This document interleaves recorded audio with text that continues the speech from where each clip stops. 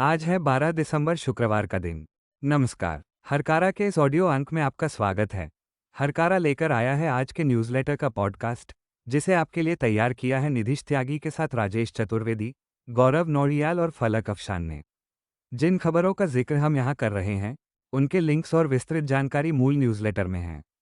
सुनिए ऑटोमेटेड आवाज़ में। हरकारा यानी हिंदी भाषियों के लिए क्यूरेटेड न्यूज़लेटर।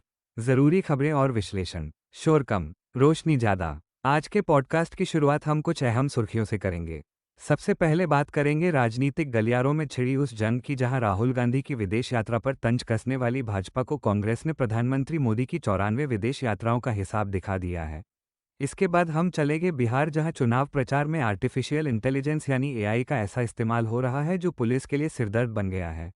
हम पूर्वोत्तर भारत में भाजपा को मिलने वाले चंदे और सरकारी ठेकों के कनेक्शन की भी पड़ताल करेंगे। साथ ही खेल के मैदान से विनेश फोगाट की वापसी और मनोरंजन की दुनिया से जुड़ी कुछ दिलचस्प खबरें भी आप तक पहुंचाएंगे। सबसे पहले बात कांग्रेस और भाजपा के बीच छिड़े वार पलटवार की। राजनीति में अक्सर ऐसा होता है कि आप सामने वाले पर हमला करते हैं और वो दांव उल्टा आप पर ही भारी पड़ जाता है। कुछ ऐसा ही हुआ जब भाजपा प्रवक्ता शहजाद पूनावाला ने लोकसभा में विपक्ष के नेता राहुल गांधी की आगामी जर्मनी यात्रा को लेकर तंज कसा। राहुल गांधी 15 से 20 दिसंबर तक जर्मनी में इंडियन ओवरसीज कांग्रेस के कार्यक्रम में शामिल होने जा रहे हैं। इस पर पूनावाला ने कहा कि राहुल गांधी ने साबित कर दिया है कि एलओपी का मतलब लीडर ऑफ टूरिज्म है, क्योंकि संसद सत्र के दौरान वे विदेश जा रहे हैं।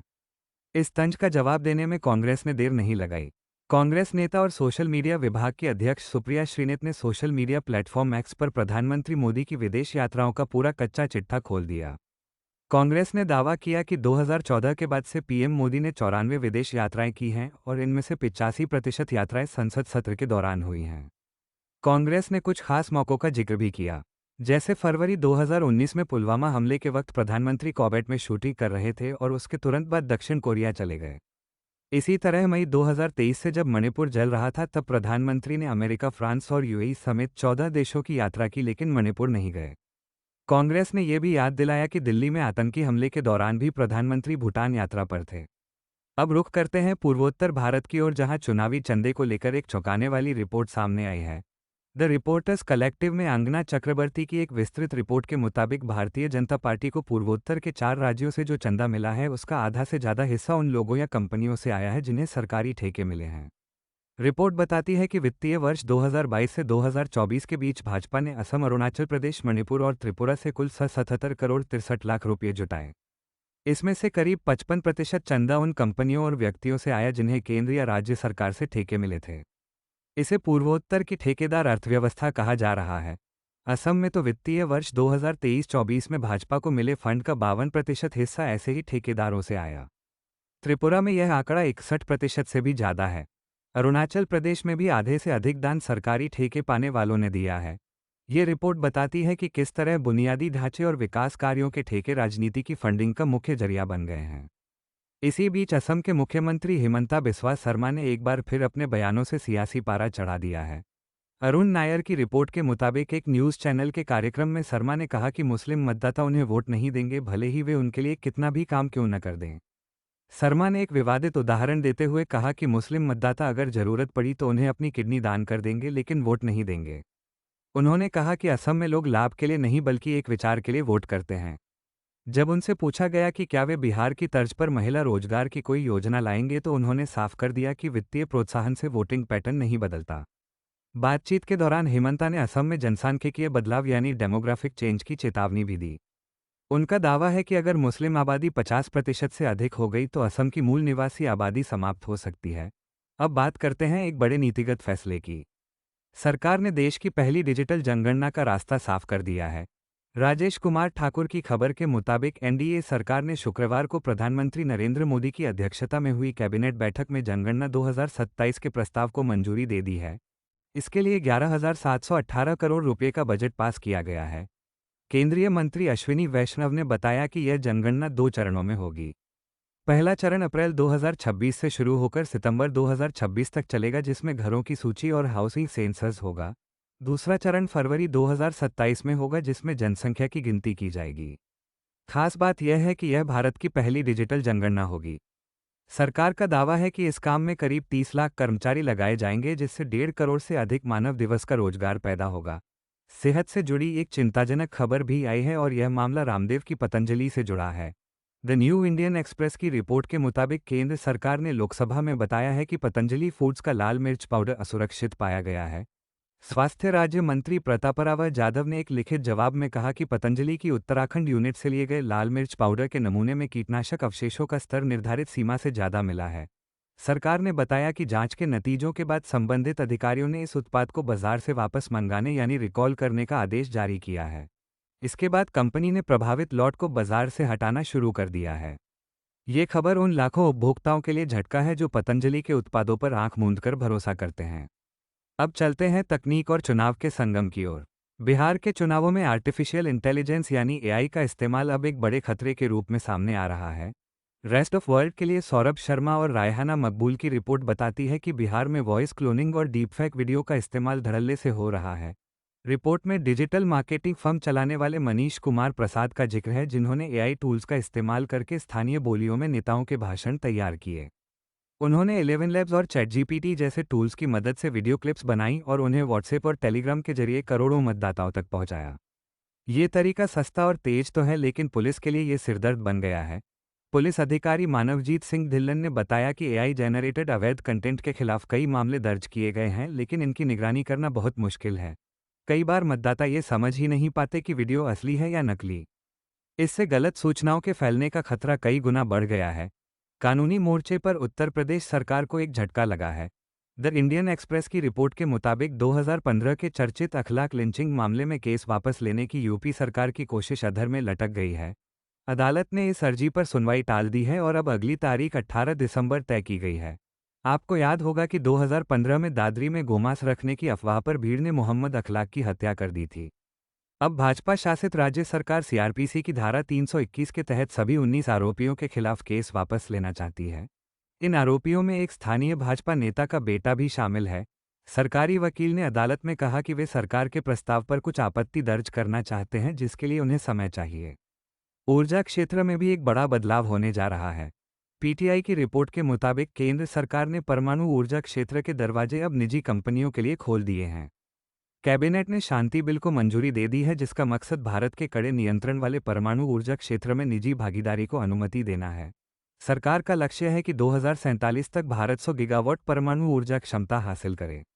वित्त मंत्री निर्मला सीतारमण ने अपने बजट भाषण में ही इसके संकेत दे दिए थे। अब निजी कंपनियां भी इस क्षेत्र में निवेश कर सकेंगी और तकनीक ला सकेंगी। सरकार छोटे मॉड्यूलर रिएक्टर्स के विकास के लिए भी 20,000 करोड़ रुपये खर्च करने की योजना बना रही है। सुप्रीम कोर्ट से पूर्व आईपीएस अधिकारी संजीव भट्ट को कोई राहत नहीं मिली है। लाइव लॉ की रिपोर्ट के अनुसार सुप्रीम कोर्ट ने उनकी 20 साल की सजा को निलंबित करने से इनकार कर दिया है। यह मामला 1996 में ड्रग्स प्लांट करने के आरोपों से जुड़ा है। संजीव भट्ट के वकील कपिल सिब्बल ने दलील दी कि भट्ट पहले ही 7 साल से ज़्यादा की सजा काट चुके हैं, जो कुल सजा के आधे के करीब है। लेकिन अदालत ने कहा कि मामला 5 किलो ड्रग्स का है, जो काफ़ी गंभीर है। सिब्बल ने तर्क दिया कि 5 किलो का आरोप साबित नहीं हुआ है और सजा कम मात्रा के लिए हुई है। लेकिन अदालत ने उनकी दलील नहीं मानी। सिब्बल ने मायूसी जताते हुए कहा कि अब उन्हें 3 साल और जेल में रहना होगा। स्वास्थ्य जगत से एक और बड़ी खबर है। डेनमार्क की दवा कंपनी नोवो नॉर्डिस्क ने भारत में अपना मशहूर इंजेक्शन ओजेम्पिक लॉन्च कर दिया है। ये दवा दुनिया भर में वजन घटाने के लिए मशहूर है, लेकिन भारत में इसे टाइप 2 डायबिटीज के इलाज के तौर पर उतारा गया है। कंपनी ने बताया कि यह इंजेक्शन एक पेन के रूप में उपलब्ध होगा, जिसे हफ्ते में एक बार लेना होगा। इसकी शुरुआती कीमत 2200 रुपये प्रति सप्ताह होगी। कंपनी के एमडी विक्रांत श्रोत्रिय ने पीटीआई को बताया कि भारत में इसकी कीमत वैश्विक बाजारों के मुकाबले काफ़ी प्रतिस्पर्धी रखी गई है। हालांकि उन्होंने ये साफ किया कि भारत में इसका मार्केटिंग केवल डायबिटीज की दवा के तौर पर किया जाएगा, न कि वजन घटाने की दवा के रूप में। महंगाई के मोर्चे पर आम आदमी के लिए बुरी खबर है। मधुसूदन साहू की रिपोर्ट बताती है कि नवंबर महीने में खुदरा महंगाई दर बढ़कर 0.71% हो गई है। सब्जियों, अंडे, मांस और मछली की बढ़ती कीमतों ने रसोई का बजट बिगाड़ दिया है। राष्ट्रीय सांख्यिकी कार्यालय के आंकड़ों के मुताबिक खाद्य वस्तुओं की महंगाई दर में थोड़ी राहत थी, लेकिन ईंधन और प्रकाश की कीमतों में बढ़ोतरी ने उस राहत को खत्म कर दिया। खेल के मैदान से एक बेहद भावनात्मक और सुखद खबर आई है। द हिंदू की रिपोर्ट के मुताबिक पेरिस ओलंपिक में अयोग्य घोषित होने के 1 साल बाद स्टार पहलवान विनेश फोगाट ने कुश्ती में वापसी का ऐलान कर दिया है। विनेश ने सोशल मीडिया पर एक पोस्ट में लिखा कि वे लॉस एंजल्स 2028 ओलंपिक के लिए तैयारी शुरू कर रही हैं। विनेश ने लिखा कि उन्होंने उस खामोशी में महसूस किया कि उनके अंदर की आग अभी बुझी नहीं है। उन्होंने ये भी साझा किया कि इस बार उनका बेटा उनकी टीम का हिस्सा होगा और उनका सबसे बड़ा चीयरलीडर बनेगा। गौरतलब है कि पेरिस ओलंपिक के फाइनल से ठीक पहले मात्र 100 ग्राम वजन ज़्यादा होने की वजह से उन्हें अयोग्य घोषित कर दिया गया था, जिसके बाद उन्होंने संन्यास ले लिया था। अब उनकी वापसी ने उनके प्रशंसकों में नया जोश भर दिया है। असम से एक दुखद खबर के अपडेट पर नजर डालते हैं। मशहूर गायक जुबीन गर्ग की मौत के मामले में पुलिस ने बड़ा खुलासा किया है। पीटीआई के मुताबिक एसआईटी ने 4 लोगों के खिलाफ हत्या का आरोप लगाते हुए चार्जशीट दाखिल की है। इसमें कार्यक्रम के मुख्य आयोजक श्यामकानू महंत और जुबीन गर्ग के चचेरे भाई संदीपन गर्ग का नाम भी शामिल है। जुबीन गर्ग की मौत 19 सितंबर को सिंगापुर में संदिग्ध हालात में हुई थी। असम के मुख्यमंत्री हिमंता बिस्वा शर्मा ने इसे सीधी हत्या करार दिया था। हालांकि सिंगापुर पुलिस ने अपनी शुरुआती जांच में किसी साजिश से इनकार किया था, लेकिन अब असम पुलिस की एसआईटी ने इसे हत्या मानते हुए कोर्ट में आरोप पत्र दायर कर दिया है। अंतर्राष्ट्रीय राजनीति में अमेरिका एक नई करवट ले रहा है। एक्सियोस की रिपोर्ट बताती है कि दोबारा राष्ट्रपति बनने के बाद डोनाल्ड ट्रंप अब चीन और रूस के साथ दुश्मनी के बजाय सहयोग के रास्ते पर चलना चाहते हैं। इसे ग्रेट पावर कोऑपरेशन कहा जा रहा है। ट्रंप प्रशासन ने चीन के साथ तनाव कम करने के लिए कुछ अहम कदम उठाए हैं, जैसे चिप्स के निर्यात से प्रतिबंध हटाना। वहीं रूस को लेकर ट्रंप की रणनीति उसे अंतर्राष्ट्रीय अलगाव से बाहर निकालने की है। वे चाहते हैं कि रूस को वापस G7 समूह में शामिल किया जाए। ये बदलाव भारत के लिए भी अहम है, क्योंकि अब तक अमेरिका भारत को चीन के खिलाफ एक मजबूत साथी के तौर पर देख रहा था। इसी से जुड़ी एक और खबर है जो भारत के लिए चिंताजनक हो सकती है। जयंत जेकब की रिपोर्ट के मुताबिक अमेरिका ने पैक्स सिलिका नाम से एक नई पहल शुरू की है, जिसका मकसद सिलिकॉन सप्लाई चेन को सुरक्षित करना है, लेकिन इसमें भारत को शामिल नहीं किया गया है। इस पहल में जापान, दक्षिण कोरिया, नीदरलैंड और इजरायल जैसे देश शामिल हैं। इसका मकसद एआई और सेमीकंडक्टर जैसी तकनीकों के लिए चीन पर निर्भरता कम करना है। भारत के साथ अमेरिका की व्यापार वार्ता चल रही है, इसके बावजूद इस रणनीतिक समूह से भारत का बाहर रहना सवाल खड़े करता है। अमेरिका जाने की चाहत रखने वालों के लिए भी एक खबर है। एक्सप्रेस न्यूज़ सर्विस के मुताबिक भारत में अमेरिकी दूतावास ने बर्थ टूरिज्म पर सख्त चेतावनी जारी की है। दूतावास ने साफ कहा है कि अगर किसी ने सिर्फ इसलिए टूरिस्ट वीज़ा मांगा ताकि वे अमेरिका जाकर बच्चे को जन्म दे सके और उसे अमेरिकी नागरिकता मिल जाए, तो उनका वीज़ा तुरंत खारिज कर दिया जाएगा। ये कदम अमेरिकी करदाताओं पर बोझ कम करने और वीज़ा सिस्टम के दुरुपयोग को रोकने के लिए उठाया गया है। फैशन की दुनिया से एक दिलचस्प खबर है।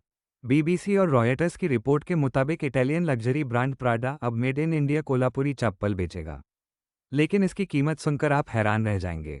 एक जोड़ी चप्पल की कीमत करीब 84,000 रुपये होगी। कुछ महीने पहले प्राडा ने कोल्हापुरी डिज़ाइन की नकल की थी, जिस पर काफ़ी विवाद हुआ था। अब कंपनी ने भारत सरकार के साथ समझौता किया है, जिसके तहत वे भारतीय कारीगरों को इटली ले जाकर ट्रेनिंग देंगे और आधिकारिक तौर पर कोल्हापुरी ब्रांडिंग के साथ यह चप्पल बेचेंगे। अब चलते हैं कोलकाता, जहां फुटबॉल के भगवान माने जाने वाले लियोनेल मेसी की एक मूर्ति मजाक का पात्र बन गई है। द टेलीग्राफ की खबर के मुताबिक कोलकाता में मेसी की 70 फीट ऊंची मूर्ति लगाई गई है, जिसका अनावरण खुद मेसी करने वाले हैं। लेकिन सोशल मीडिया पर लोग कह रहे हैं कि यह मूर्ति मेसी जैसी कम और ऋतिक रोशन या पूर्व फुटबॉलर मेहताब हुसैन जैसी ज़्यादा लग रही है। इंटरनेट पर मीम्स की बाढ़ आ गई है। कोई कह रहा है कि मूर्ति का चेहरा थोड़ा ज़्यादा मेसी यानी गड़बड़ हो गया है, तो कोई पूछ रहा है कि दुनिया के सबसे छोटे खिलाड़ियों में से एक की दुनिया में सबसे ऊंची मूर्ति कैसे हो सकती है।